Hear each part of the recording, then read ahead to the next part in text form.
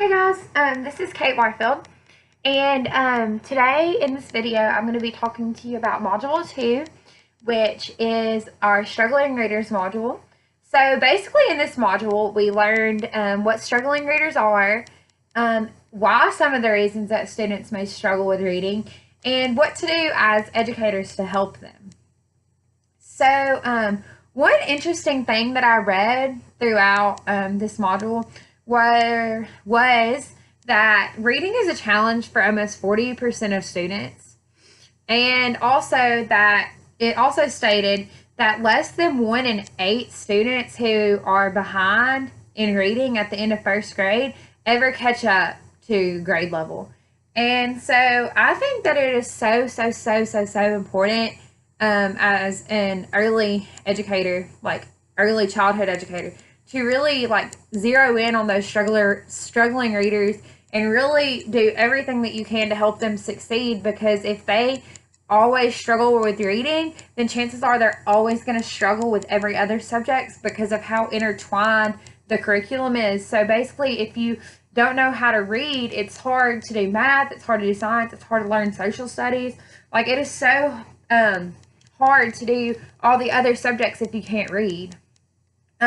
So one of the reasons that I think students really struggle with reading is because there are 26 letters in the English alphabet and 44 sounds. That's very hard for students to understand. Letters, like one letter might make 3 different sounds. 2 letters put together can make a sound.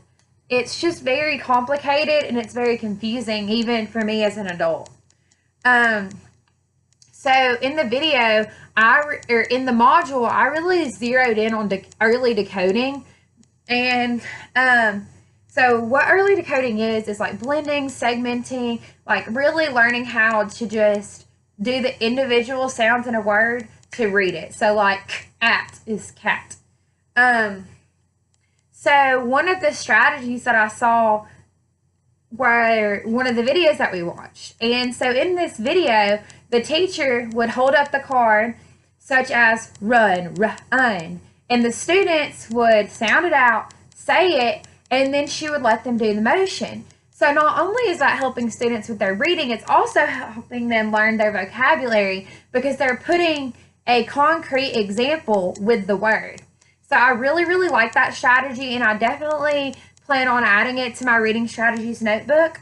And there's also another really cool strategy that I already had in my reading strategies notebook, and it was a strategy that I used in my kindergarten class for my intervention group. So basically we took slinkies and we would stretch apart and then push the word back together to blend words. So this was allowing the students to do something with their hands, so they weren't just trying to point it out and read it. So they would stretch out the word and then snap it back together. And my students really enjoyed it, and I think that they really learned a lot from it.